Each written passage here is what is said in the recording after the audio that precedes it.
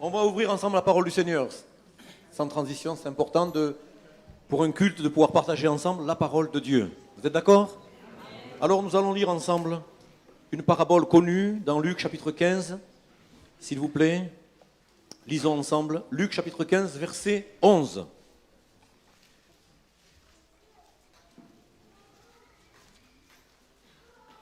Luc chapitre 15, verset 11, il dit encore: un homme avait 2 fils. Le plus jeune dit à son père: mon père, donne-moi la part de bien qui doit me revenir. Et le père leur partagea son bien.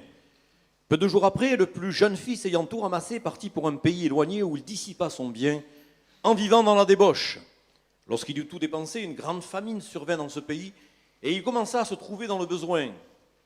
Il alla se mettre au service d'un des habitants du pays qu'il envoya dans ses champs garder les pourceaux.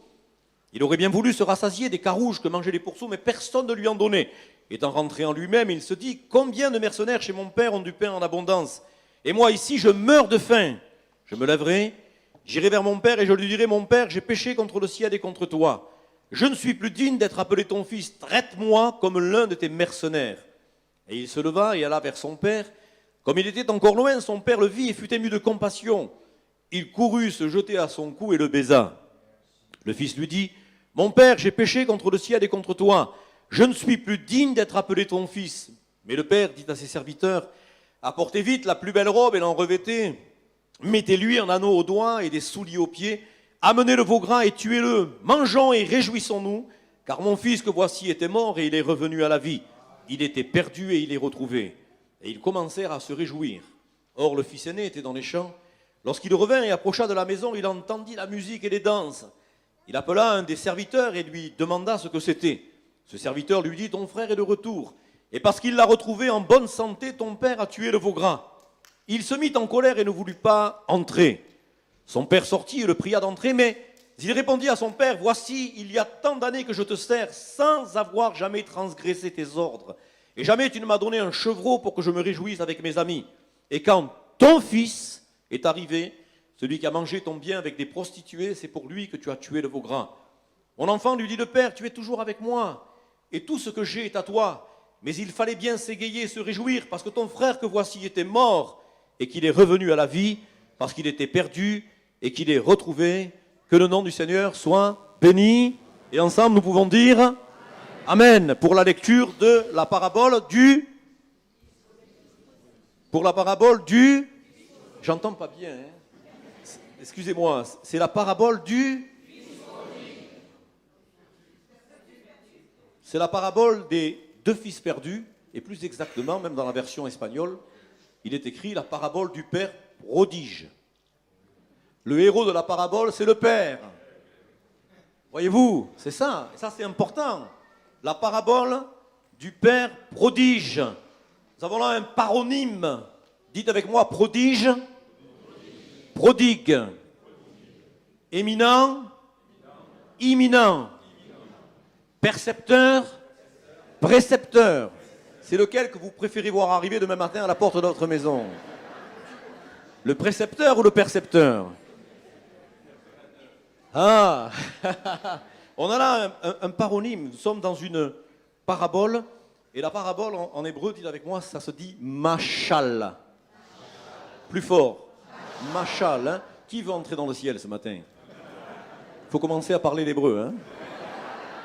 Parce que si le Seigneur te dit machlomer, machlomra, tu vas lui dire quoi? Hein?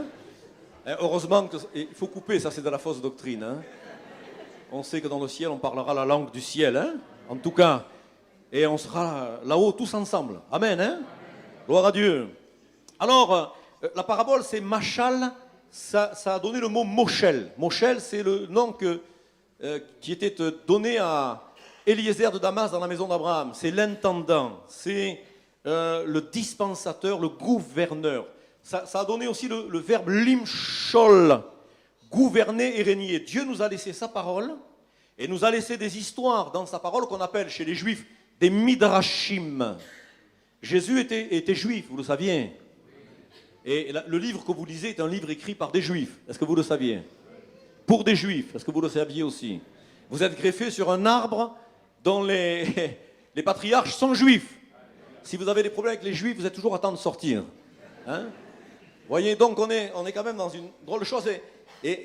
Ces paraboles, ces midrashim nous ont été laissés, ce sont des histoires qui nous ont été racontées et qui finalement nous amènent à en ressortir une morale qui va nous amener à régner sur le péché, régner sur la mort, régner sur la maladie. Et c'est ce que le Seigneur veut, que nous puissions régner. Et Paul le dira à une certaine église, déjà, ici-bas, vous avez commencé à régner. On n'est pas de ceux qui sommes dominés, mais nous sommes de ceux qui régnons et qui dominons. Amen. Les enfants de Dieu dominent, que le Seigneur soit béni. Et bien sûr, les midrashim viennent du verbe lidrosh qui signifie sonder. Et ce matin, c'est important pour nous tous qu'on puisse sonder cette parabole du prodigue ou du père prodige. Vous savez, le prodigue, c'est celui qui dépense son argent sans compter. Hein. C'est celui qui dilapide ce qu'il possède. Et ce matin, en aucun cas, nous ne voulons dilapider l'héritage que Dieu nous a donné. Il a été question de la Jérusalem céleste, c'est vrai. Comment on dit Jérusalem en hébreu? Ah, écoutez bien. Écoutez bien comment on dit Jérusalem. Yerushalayim. Et comment on dit les lunettes en hébreu? Mishkafaim. Ah, et comment on dit les chaussures? Naalaim. Et les oreilles, Oznaim. Et les lèvres, Sfataim. Et les mains, Yadaim, parce qu'on en a deux normalement, non? Il y a un duel. Dans le mot Yerushalayim, il y a un duel. Et dans le mot Yerushalayim, on a Yerusha, l'héritage. Et ça, c'est important. Parce que nous, on est héritiers de la Jérusalem, Yerushalayim Shmimit, celle qui est dans le ciel. Moi, je suis toujours ému quand j'ai quitté le pays, que j'arrive à Ben Gurion, à l'aéroport, et que je monte à Jérusalem. On ne dit pas je vais à Jérusalem, on dit je monte à Jérusalem.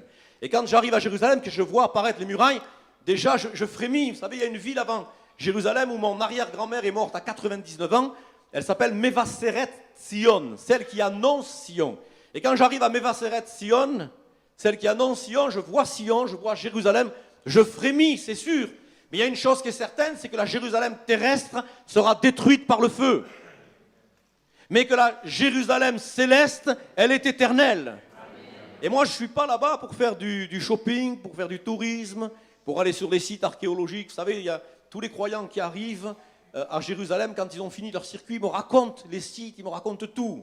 Ça fait 21 ans que tout le monde passe et me raconte les sites, je les connais par cœur. Et moi, j'en ai que faire. C'est avec beaucoup d'émotion que je vais au jardin du tombeau, que je constate que le tombeau est vide, c'est vrai. Mais ça va brûler. Ce qui ne brûlera jamais, ce qui est éternel, c'est la Jérusalem céleste. Et nous sommes citoyens de la Jérusalem céleste ce matin. Amen. Nous avons cette certitude que nos yeux verront le Seigneur. Amen. Dans la gloire avec lui, nous serons. Et dans cette parabole, nous avons là bien sûr la crise qui va se révéler à travers ce que le fils cadet va revendiquer. Mais aussi bien à travers ce que le fils aîné ne va pas exprimer. Vous savez, il y a des paroles qui tuent. Est-ce que vous le savez? Il y a des paroles qui tuent. Vous savez que la langue est un membre sans os qui brise les os, pour être bien français. Mais des fois, il y a des silences qui tuent. Vous savez, des fois, on se réjouit de la chute d'un frère, d'une sœur. Quand on en voit une qui commence à crouler spirituellement, alors que peut-être elle a des responsabilités sur l'estrade, peut-être qu'elle joue de la guitare, par exemple, de la guitare, et puis on voit le frère qui joue de la guitare, il est en train de crouler spirituellement, mais comme moi aussi je joue de la guitare, je suis en embuscade. Et j'attends qu'il croule définitivement pour prendre sa place. Ça, c'est la mentalité du monde. Mais dans la maison de Dieu, ça n'existe pas. À Aix-en-Provence, ça n'existe pas. En Israël, peut-être, mais à Aix-en-Provence, ce genre de choses n'existe pas. C'est impossible. Impossible. Vous savez, je crois que le fils aîné, qui ne va pas s'exprimer, est autant coupable que le fils cadet. Et c'est pourquoi aussi la parabole du prodigue s'appelle aussi la parabole des deux fils perdus. Nous en avons certains qui sont dans la maison de Dieu, mais qui sont perdus. Jérémie le prophète dira, le temple ne vous sauvera pas. Le bâtiment ne nous sauvera pas. Ce bâtiment qui évoque beaucoup de souvenirs, en tout cas pour moi. Plus de 30 ans, où on venait dans les conventions, les pastorales de semaine, du premier lundi du mois. Ce bâtiment qui a été construit par des hommes qui avaient une vision, et puis d'autres hommes qui sont entrés dans cette vision. Eh bien, j'aimerais vous dire, ce bâtiment ne vous sauvera pas. Le bâtiment ne nous sauvera pas. La maison de Dieu physique ne nous sauvera pas. Ce qui nous sauve à chacun et chacune d'entre nous, c'est cette relation que nous avons avec notre Père qui est dans le ciel. Amen. Et nous allons voir que le cadet veut quelque part la mort de son père. Et l'aîné va se délecter de savoir qu'il va recevoir en tant que fils aîné sa double portion de l'héritage. Le drame dans cette parabole, c'est qu'aucun d'eux ne va essayer de rétablir, voire de reconstruire une relation mutuelle avec leur père. La parabole va mettre en contraste deux fils apparemment différents, mais qui au fond sont semblables. Tous deux ont besoin de revenir à une relation authentique avec le père. Autant celui qui est rétrograde, qui réclame sa part d'héritage pour aller vivre dans l'impudicité, dans le péché, autant que celui qui est dans la maison du père, mais qui est par obligation. Vous savez, moi je sors de la loi, j'ai grandi dans la cour de la synagogue. Et en fait, même la synagogue de la Rose, à Marseille, nous étions, mon frère et moi, les deux premiers étudiants du Talmud et Torah. Nous avons ouvert cette synagogue avec ma famille. J'ai grandi dans la synagogue de la rue Breteuil, dont le rabbin principal était autre que le grand rabbin de France, celui qui a été le grand rabbin de France, Joseph Citruc. J'ai grandi dans la loi. Et j'ai grandi dans la loi, et quand j'allais le matin à la prière, dans la synagogue, j'avais l'impression que Dieu était loin. Et que lorsqu'il descendait, c'était pour me cogner, pour me frapper, me châtier, me punir. J'avais une image du Dieu de la loi. Or, je me rends compte qu'en tournant dans toutes les communautés de par le monde, que nous avons des mêmes symptômes dans nos communautés. Nous en avons certains qui sont des croyants de la nostalgie. Ils ont adopté un formalisme religieux et on ne va pas démordre. Même si le Saint-Esprit descend pour essayer de les bousculer, de les déstabiliser, ils restent fermes, ils campent sur leur position. C'est l'esprit de la loi. Fais cela et tu vivras. Moi, je ne suis pas dans cet esprit-là. Je ne suis pas dans l'esprit de la loi. Vous savez que non seulement je suis israélien, donc je suis un fils de Shem, on est d'accord? Noé, il avait 3 fils. Il s'appelait comment? Shem. L'autre, il s'appelait comment? Ham. Une fille de Ham du Gabon va se lever. Lève-toi. Regardez, une fille de Ham. Lève-toi. Ça, c'est une fille de Ham. Ça veut dire chaud. Chaud en hébreu, ça veut dire chaud. Moi, je suis pasteur d'une communauté africaine. Ce sont des fils de Ham. Ils sont chauds. Chauds pour Dieu, mais des fois aussi pour les bêtises. Alors je suis obligé de leur dire attention. Hein. Donc, il y a les fils de Shem. Moi, je suis un fils de Shem. Mais comme je suis né en France, je suis un fils de Japheth. Vous voyez, le continent européen. Mais ce qui va vous sembler paradoxal, c'est que je suis aussi un fils de Ham. Parce que j'ai 3 passeports. J'ai un passeport ivoirien. Moi, ma femme, mes 4 fils, on est franco-ivoiro-israéliens. Et ma femme, elle est franco-ivoiro-israélienne, italienne.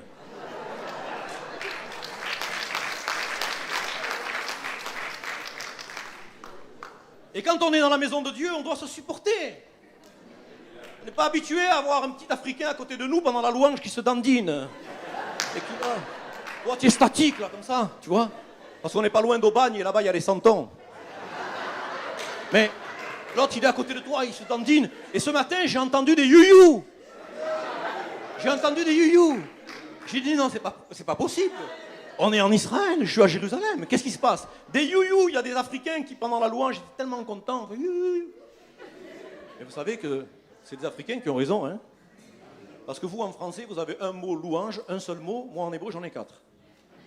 C'est louer avec son corps, louer en tapant dans les mains. Vous savez, autrefois, si on tapait dans les mains, on était exclus. Hein. On était priés d'aller voir ailleurs ce qui se passe. Hein. C'est louer avec un instrument. C'est louer en poussant des cris de joie. Louer avec sa bouche, avec sa voix pour chanter. Vous savez, quand on est dans la maison de Dieu, c'est la joie. Amen.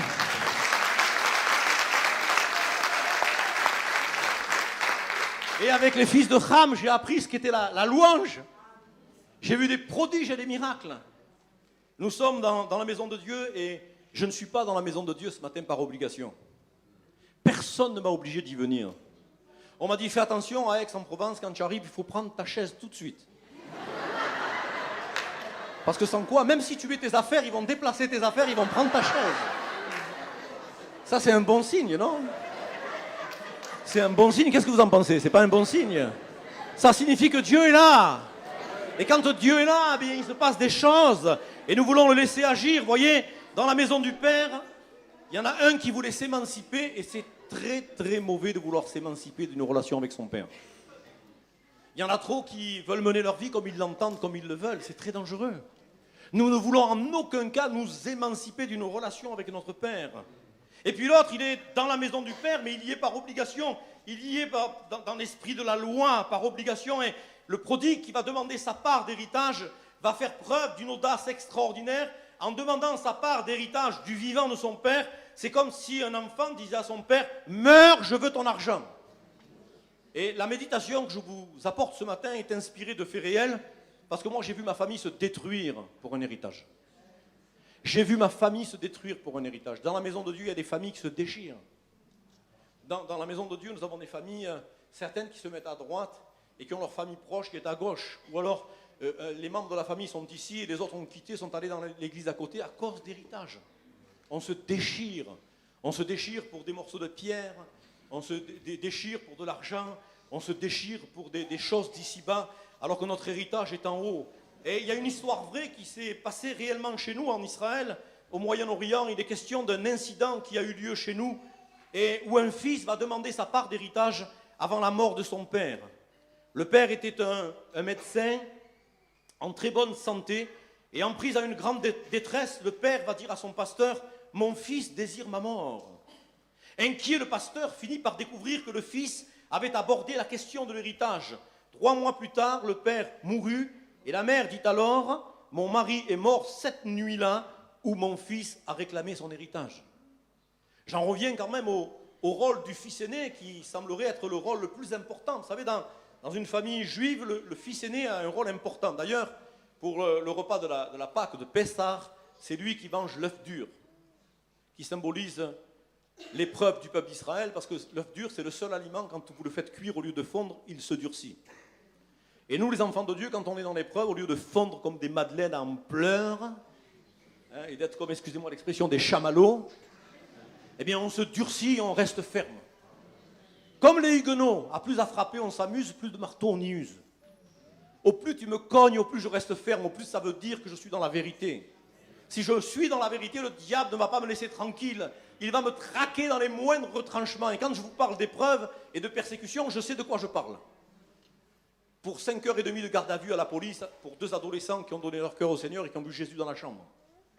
J'ai vu mes voitures être cassées, les lieux de culte à Ashdod être dévalisés, les lieux de la faculté de théologie être attaqués par des intégristes, plus du Fatah, mais du Hamas. Je suis passé au milieu des kalachnikovs, des revolvers et des couteaux. Mais Dieu m'a gardé. Parce que pendant plusieurs mois, vous l'avez peut-être entendu, je déambulais dans les rues d'Israël avec 4 gardes du corps, 4 malabars, on dit des mécarères en hébreu, des frigos, 4 frigos, hein, qui m'entouraient. Et j'allais même jusqu'à ma voiture, ils étaient autour de moi pour que j'entre dans ma voiture. J'avais une fatwa sur ma tête. Pas une fatma, une fatwa. Vous voyez, j'avais une fatwa sur ma tête, condamné à mort. Mais qui accusera les élus de Dieu? Qui les condamnera? Si Dieu est pour nous, qui sera contre nous? Nous sommes couverts par le sang de Jésus. Et Dieu nous a gardés. Et quand je parle d'épreuve, le fils aîné mange l'œuf à la Pâque, Pessah, il mange l'œuf dur. Et un jour de la Pâque, dans ma famille, on était tous là réunis. Et moi, j'étais le plus jeune de la famille. C'est moi qui déclenchais la soirée en posant la question fatidique à mon grand-père. Manishtana ala ilaazé, en quoi cette nuit-là est-elle différente des autres?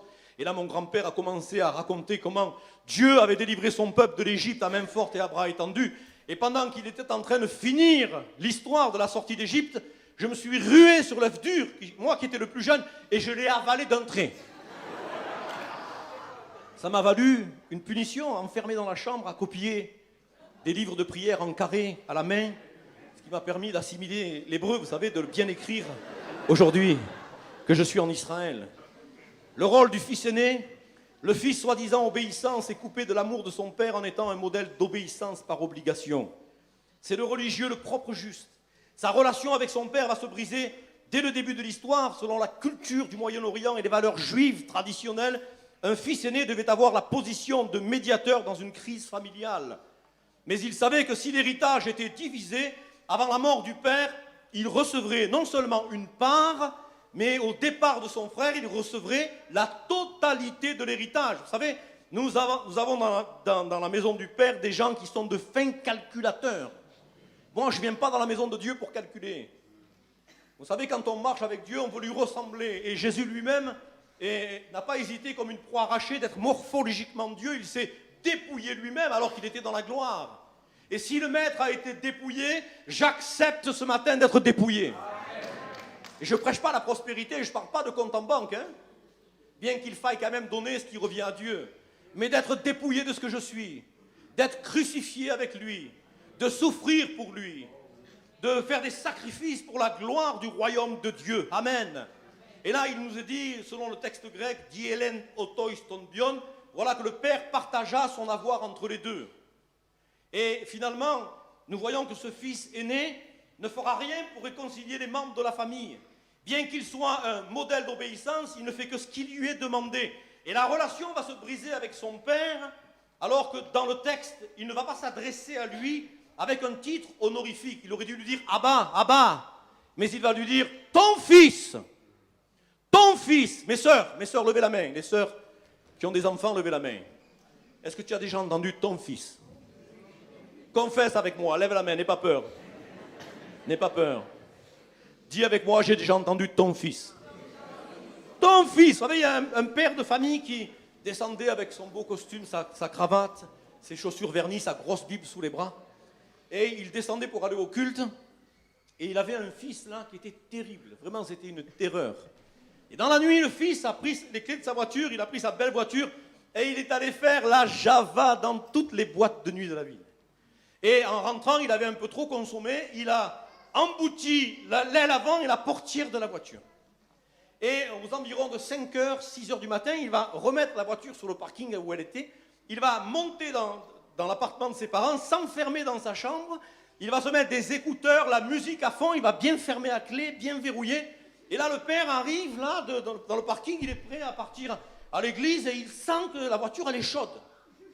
Il dit, c'est pas possible. Et il met la main sur le capot, la voiture, elle est chaude. Il se dit, mais comment ma voiture peut être chaude comme ça, à l'heure où je vais partir au culte quand même? Et puis, il va pour mettre la clé dans la... Paf, il constate que la portière est défoncée, l'avant gauche est défoncée. Et là, il monte comme un fou. Comme un fou, alors qu'il s'était préparé pour le culte, hein. Il était bien rasé, bien coiffé, il était parfumé. Vraiment, c'était la sapologie totale. Il remonte comme un fou à la maison et il va à la porte de la chambre de son fils, il cogne. Et puis l'autre, il dit dans sa tête, il est avec ses écouteurs, il dit « Cogne toujours, tu m'intéresses. Hein » Cogne toujours, tu m'intéresses. Et puis là, comme il voit qu'il ne peut pas parler à son fils, il va dans la cuisine alors que les femmes chez nous, avant de partir au culte, elles préparent à manger, elles préparent les enfants, elles préparent le message de l'école du dimanche. Après, elles rejoignent avec leur petite voiture le mari qui est parti avec la grosse voiture. Hein. Et quand le culte n'est pas encore fini, elles commencent déjà à réfléchir comment va se poursuivre la journée du dimanche. En fait, elles n'ont jamais de congé. Jamais. La femme, vraiment, Dieu lui a donné des capacités que nous n'avons pas, nous les hommes. Hein. C'est vrai. Hein.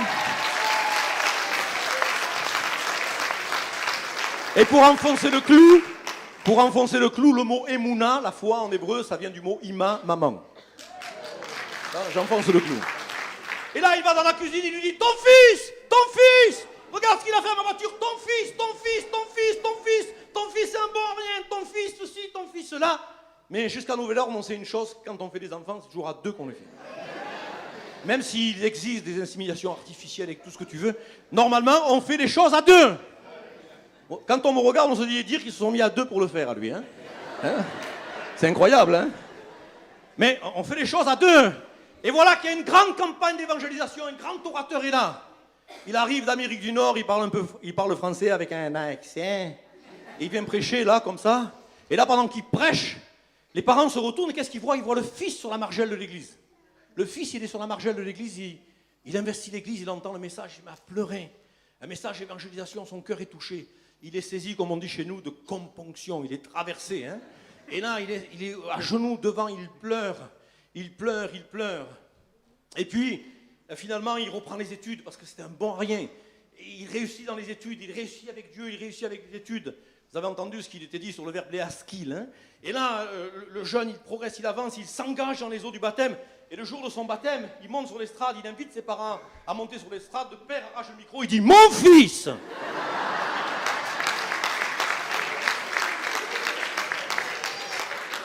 Quelle honte. Moi, j'aurais pas osé, hein. Ça va aller, merci. Ah, mon fils. L'aîné voit son père comme un patron auquel on doit obéir, plutôt qu'un parent que nous devons aimer. Et le fils cadet, lui aussi ne va rien comprendre à l'histoire. Hein. Il ne va rien comprendre à la situation dans laquelle il se trouve. Le fils cadet fait de même. Quand il décide de revenir à la maison, il prépare son discours. Il va se dire, je vais rentrer, je vais me retrouver en face de mon père, et je vais lui dire, mon père, je ne suis plus digne d'être appelé ton fils.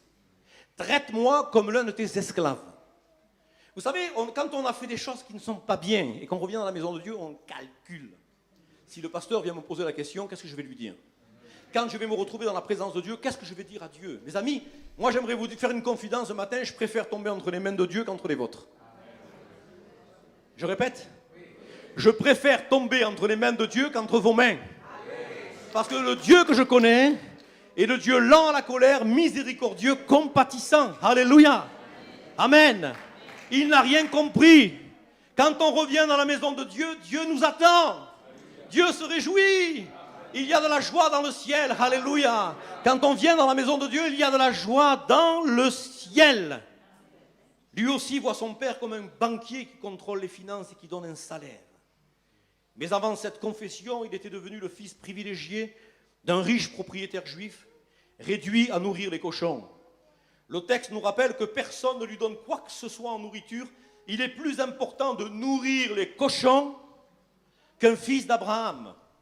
Cette nourriture que les cochons mangent s'appelle les...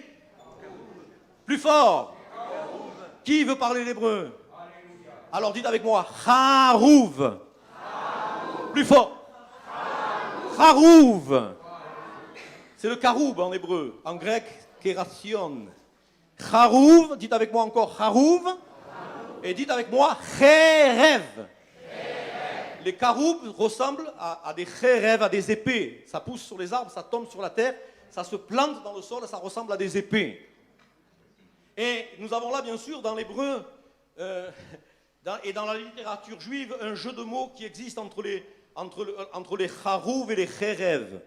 C'est dans Ésaïe chapitre 1er, verset 20. Mais si vous résistez, si vous êtes rebelle, vous serez dévorés par l'épée. Vous savez, chez moi, en Afrique, on est toujours en train de dire quand ça ne va pas, c'est la faute du sorcier. Oui ou non? Africain, lève ta main, dis c'est vrai. Nous, on est toujours en train de dire c'est le sorcier. C'est vrai. On est toujours en train de dire c'est le sorcier, mais nous, à Tel Aviv, on avait 2 sorciers. Et suite à des paroles de connaissance, les 2 sont morts parce qu'ils n'ont pas voulu se repentir. Et on a doublé le nombre de croyants dans la communauté. On a donné les paroles de connaissance, les 2 sorciers ont été frappés, et malheureusement, ils auraient pu se repentir, ils ont eu l'occasion de le faire, ils ne l'ont pas fait. Mais si tu passes et que tu as 1 600 € par mois de salaire, et que tu passes devant le garage Mercedes, et que tu t'achètes la dernière Mercedes, que tu fais un crédit, que tu ne pourras pas rembourser, c'est pas le sorcier. Si les huissiers viennent chez toi, te prennent les meubles, te prennent ta voiture, déjà pour commencer, ils vont la prendre. Ils vont te prendre les meubles, ils vont te prendre tout ce que tu as. Il faut arrêter de dire « Ah, c'est les démons, ah, c'est les sorciers, ah, c'est le diable, ah, c'est ceci, ah, c'est cela. » Non, c'est toi. C'est toi. Tu t'es creusé une fosse dans laquelle tu es tombé. En tout temps, la Bible dit « Gol al Adonai darkecha uftachala veouyase » Recommande ton sort à l'Éternel, mets en lui ta confiance et il agira. Et en tout temps, crois-moi, en tout temps, en toutes circonstances, il est bon de chercher la volonté de Dieu, de rechercher la volonté de Dieu. Et quand on a une décision importante à faire, eh bien, il faut demander à Dieu qu'il puisse nous confirmer sa volonté à travers une prédication, à travers un don spirituel, une parole de connaissance. Parce que nous, on est le mouvement de Pentecôte, on croit à tous les dons spirituels. Hein. Pas que la prophétie, pas que le parler en langue, l'interprétation. On veut des paroles de connaissance, on veut tous les dons spirituels à Aix-en-Provence. Oui ou non? Est-ce que vous voulez tous les dons spirituels? Vous voyez, l'école biblique, la faculté, elle a été ouverte sur une parole de connaissance. J'avais l'impression que c'était le GPS, Waze, qui est bien sûr une application israélienne qui a été vendue à Google. Vous voyez, j'avais l'impression quand le pasteur me donnait cette parole que c'était Waze qui me parlait et qui me disait tourne à gauche, prends à droite, 2e rond-point, la 3e, Et là, tu vas te retrouver devant un bâtiment. Après le jardin du tombeau, il y a une gare centrale autobus. Après la gare centrale autobus, il y a un bâtiment. C'est le bâtiment que Dieu te donne pour y ouvrir un lieu où même tes étudiants auront le privilège, parce qu'ils y sont à 100 mètres directement, d'aller prier tous les jours au jardin du tombeau. On est à 100 mètres du Golgotha, à 100 mètres du tombeau, une parole de connaissance. C'est important d'avoir des paroles de connaissance. C'est important d'entendre la voix de Dieu. C'est important de prendre des décisions lorsque Dieu a parlé. Vous savez, quand j'étais à Antibes, on avait un beau groupe de jeunesse, plus de 100 jeunes le samedi soir. Et j'en avais un, il avait plus de 40 ans, il continuait à venir. Ça m'agaçait un peu. Il s'appelait Antoine. Et il était à la place de mon fils Benjamin. Il était toujours assis là. Et je prêchais vraiment sur le retour du Seigneur. Je faisais une série sur le retour du Seigneur. Et d'un coup, je ne sais pas ce qui me prend. Vous savez, des fois, on dit des choses. Et la bouche parle, mais la tête ne suit pas. Tu te dis, aïe, aïe, aïe, dans quelle galère tu es en train de te mettre. Et là, je descends, je dis, c'est comme si Antoine voulait acheter une Mercedes, alors que Dieu lui dit d'acheter une 2 chevaux. Alors, je précise, une 2 chevaux Citroën, parce qu'en Italie, le gars, il a interprété par 2 chevaux. Les chevaux. Donc, comme je comprends l'italien, je dis, non, pas les chevaux pour aller à Saint-Loup, là-bas, à l'hippodrome. Non, 2 chevaux Citroën. Et je vois Antoine, il devient rouge, et il rouge de colère. Et puis, la réunion de jeunesse se termine, je finis mon thème, et je le vois, il m'attend, il est au fond de la salle, les bras croisés. J'ai l'impression d'avoir Grincheux de Blanche-Neige et les 7 nains. Il m'attend à la sortie de l'église, il me dit, « Hey, ma femme t'a parlé !» Je dis, « Quoi ?»« Oui, ma femme t'a parlé !» Je dis, « Mais ta femme m'a parlé à moi, ça fait 2 semaines qu'on ne la voit pas au culte, 2 semaines qu'on ne la voit à aucune réunion, et crois-moi que si je viens chez toi, c'est moi qui vais lui parler. » Tu as compris? Ma femme t'a parlé, elle t'a dit que je devais acheter la Mercedes de mon cousin Gaëtan. Ah là, quand il m'a dit ça, ça a été la délivrance. J'ai dit, Antoine, tu vas acheter la Mercedes de Gaëtan. La Mercedes, elle a l'apparence de la piété, mais le moteur en renie ce qui en fait la force. N'achète pas cette voiture, Dieu t'a parlé. Il n'a pas acheté la voiture. C'est un de ses voisins qui l'a acheté. 3 semaines après, le moteur s'est cassé. Voyez, il aurait fait un crédit pour acheter une Mercedes qui cassait 3 semaines après. Mes amis, recommandez votre sort à l'Éternel. Cherchez sa volonté en toutes circonstances. Voilà que le fils cadet, la Bible dit que le fils cadet, il est écrit dans le texte grec, eis et auton leelson. Ça veut dire qu'il va revenir sur lui-même. C'est important de revenir sur nous-mêmes. C'est important de faire le bilan, de faire une introspection et de constater qu'on est à l'échec, à l'erreur. C'est important d'avoir l'humilité de reconnaître qu'on s'est trompé. Qui ne s'est pas trompé? On se trompe tous. Et quand on s'est trompé, c'est important de revenir à nous-mêmes, exactement dans la terminologie grecque. C'est comme si on avait perdu connaissance et qu'on n'était pas capable de discerner ce que Dieu attendait de nous. C'est comme si on avait perdu connaissance un temps. Et puis on revient à nous-mêmes, on revient sur nous-mêmes. En hébreu, ça sera le mot chazar, beau. Et quand on revient à nous-mêmes, on a de meilleurs sentiments. Et le premier sentiment que l'on se doit d'avoir, c'est d'avoir ce réflexe de revenir dans une relation sincère avec Dieu. D'arrêter de dire je me suis émancipé, arrêter de dire je veux m'émanciper, je me suis émancipé, mais voilà que, en m'étant émancipé, finalement je me suis éloigné de Dieu, j'ai besoin de revenir à lui. Et alors, vous savez, dans le judaïsme, quand un enfant se perd, même s'il est devenu un drogué, un voleur, qu'il est allé dans les prisons, eh bien dans le judaïsme, la mentalité chez nous, les juifs, c'est d'accueillir l'enfant. Et bien souvent, même quand moi j'ai commencé à fréquenter des églises évangéliques, ma mère, elle m'a dit ouvertement qu'elle aurait préféré que je sois drogué. Parce qu'elle pensait que j'étais perdu. Elle s'est dit, mon fils, il est entré dans une secte. Et bien entendu, il y avait tellement de gens qui manquaient de sagesse lorsqu'on s'est donné au Seigneur qu'ils sont allés voir mes parents et qu'ils les ont bombardés de toutes sortes de versets. Ils avaient le patois de Canaan, le langage du patois de Canaan. Et quand mes parents les ont vus, on dit, mais c'est ça où il va mon fils? Je préfère qu'il soit drogué. Et pendant des années, ils ont vu notre témoignage, ils ont vu mon épouse, les enfants, ils nous ont vu évoluer. Et aujourd'hui, un par un, de manière séparée, ils viennent tous dans la maison de Dieu. Dès qu'ils ont l'occasion, ils viennent dans la maison de Dieu. Dieu fait son œuvre. Mais quand le fils prodigue va revenir dans la maison, le père va le voir, et quand il va le voir, qu'est-ce qu'il va faire? Il court. Il attrape son fils par les oreilles.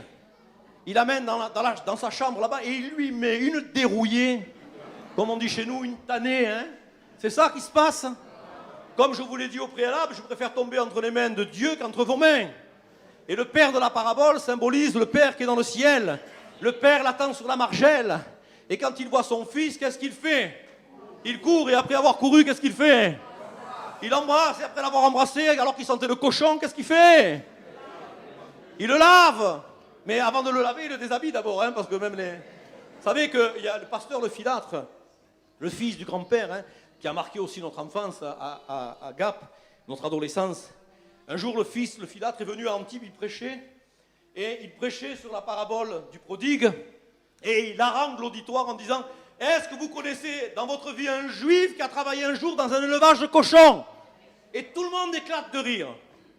Mais éclate de rire, parce que la semaine d'avant, j'avais prêché sur la parabole, et j'avais raconté mon histoire, que quand moi, j'étais plus jeune, et que j'ai vécu des tensions difficiles, j'ai pris un travail, et en l'occurrence, c'était un travail dans un élevage de cochons. Et en tant que juif qui sortait de la synagogue, je gardais les cochons, et quand j'arrivais à la maison, ma mère, elle faisait une inspection, je devais d'abord descendre à la cave, me déshabiller, me laver dans la cave avec le peu de moyens que j'avais, un robinet, et quand je remontais à la maison, ma mère faisait l'inspection de la tête aux pieds. Parce que le cochon, c'est un animal impur, c'est le chazir. Hein. Et il y a des rabbins qui disent on la mangera après la venue du Messie. Parce que chazir, ça vient de l'arzor, revenir. Donc ils s'imaginent qu'on pourra manger du cochon, chazir, l'arzor, quand le Messie sera revenu. Moi, je vous rassure que depuis que je suis dans la grâce, j'en mange du cochon. Hein. Et dans les Cévennes, chez moi, il y en a du bon. Hein, mais bon, c'est pas ce qui rentre dans le ventre de l'homme qui le souille, c'est ce qui sort de sa bouche. Vous avez bien compris. Donc, finalement, je raconte mon témoignage et le pasteur vient la semaine d'après, il prend la même parabole et il insiste lourdement. Tout le monde éclate de rire. Et alors là, il me voit au premier rang, en train de rire aussi. Il a compris qu'il y avait Anguille sous roche, qu'il y avait une histoire de ce genre. Et j'ai dû la lui raconter après la réunion. Et vous voyez, il va enlever sa robe pour lui en donner une autre. Et qu'est-ce qu'il va faire? Il va lui mettre quoi? Des sandales aux pieds. Et qu'est-ce qu'il va faire ensuite? Il va mettre un anneau au doigt. Vous êtes sûr? Ça, c'est la version seconde, la première. Réviser, surréviser, surréviser, de surréviser. Mais dans le texte grec, il est dit qu'il va placer, le Père va placer le sceau. Pas le seau avec l'eau, le monsieur propre et la serpillière et le balai. Non, le sceau. S-C-E-A-U. Dites avec moi, chotemet. Eh oui, c'est le sceau, chotemet. L'artom. Dites avec moi, l'artom. Ça veut dire scellé, cacheté. Dites avec moi, nartom. Nous, c'est long. Nartom. Dites avec moi. Hey, plus fort là. Nartom. Dites avec moi, nartoma. Ça veut dire boulanger. Eh oui. Parce que le sceau, ça vient du mot boulanger dans l'hébreu biblique ancien. Ça veut dire que quand Jésus a dit « Je suis le pain de vie », c'est le pain de vie scellé, cacheté. En Israël, encore aujourd'hui, quand tu manges le pain, il y a encore le nom du boulanger, tous les ingrédients, etc. Et quand tu manges ton pain, des fois, tu te retrouves avec des étiquettes entre les dents. C'est horrible, mais ils sont obligés de marquer le pain. En Perse, quand un boulanger fabriquait du mauvais pain, on le retrouvait grâce au seau qu'il y avait sur le pain. On l'attrapait et on le jetait vivant dans le four. En Turquie, on prenait le boulanger, on le retrouvait avec le son seau qui était sur le pain, on le crucifiait à la porte du four par les oreilles. Vous vous rendez compte? Donc on pense que ceux qui ont inventé Mickey Mouse, c'était les boulangers turcs. Hein? Ils devaient avoir les oreilles de Mickey Mouse, là. Parce que le pain, il est scellé, il est marqué. Et Jésus a dit, je suis le pain de vie, avec le sceau d'appellation contrôlée. Ça veut dire que lorsque je suis nourri de cette parole extraordinaire, je suis rassasié. Nous n'avons pas besoin d'aller chercher ailleurs ce que nous avons trouvé pleinement dans la parole de Dieu. Alléluia. Et cette Bible que vous voyez là, c'est la première Bible en hébreu français, première et seconde alliance. Elle a été travaillée par les étudiants de 3e, 4e et 5e année de la faculté en collaboration avec les professeurs et moi-même. On a travaillé avec aussi le concours de la Société biblique internationale. Et cette Bible, elle est distribuée dans le monde entier. Aujourd'hui, la deuxième plus grosse communauté de juifs dans le monde peut être évangélisée parce que ce sont les francophones. On avait 750 000 juifs français, francophones ici en France. En 1998, on n'en a plus qu'aujourd'hui, en 2019, 490 000. à cause de l'antisémitisme, à cause des persécutions. Mais nous avons pu faire cette Bible et aujourd'hui elle est distribuée à tous les francophones. Lorsque le père va placer le sceau sur le doigt de son fils, il va lui restituer la carte bleue, le chéquier, l'argent liquide et qui plus est, la clé de la voiture. Tu as compris? Lorsque Dieu te restaure, lorsque tu es réhabilité par Dieu, il te restitue ta dignité. Et lorsque Dieu nous restaure, lorsque Dieu nous réhabilite, il le fait bien mieux que nous. Mes amis, qui est le héros de cette parabole? Le Père miséricordieux? Ou le Père miséricordieux ou le banquier? Lui est le héros miséricordieux. Et nous savons que ce qui est important, c'est que quand on revient vers ce Père miséricordieux, nous avons cette parabole de Jérémie au chapitre 31. Mais Dieu leur envoya ces mots. Mes enfants, si vous revenez, ne reviendrez-vous pas à votre Père? Comment savons-nous cela? Car je suis un Père pour Israël. Et là, ce qui est important, c'est de réaliser que si les enfants de cet homme, de ce Père extraordinaire, ont commencé à servir dans l'esprit d'un esclave par contrainte, ou dans l'esprit d'un mercenaire par intérêt, ou dans l'esprit d'un débiteur par reconnaissance, eh bien à partir de ce moment-là, lorsqu'ils vont voir l'amour du Père, ils vont se remettre à le servir non pas dans ces esprits-là, mais dans l'esprit d'un fils par amour pour un Père. Si nous voulons servir dans cette Église, nous voulons servir dans l'esprit d'un fils par amour pour le Père. Notre service est spontané.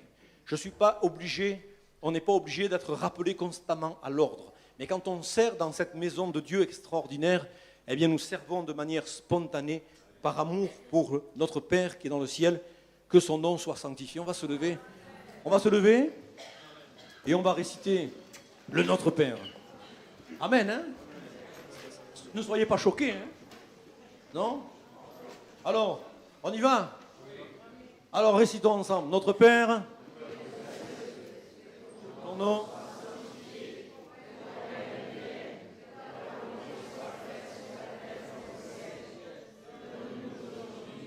notre pain estampillé, hein?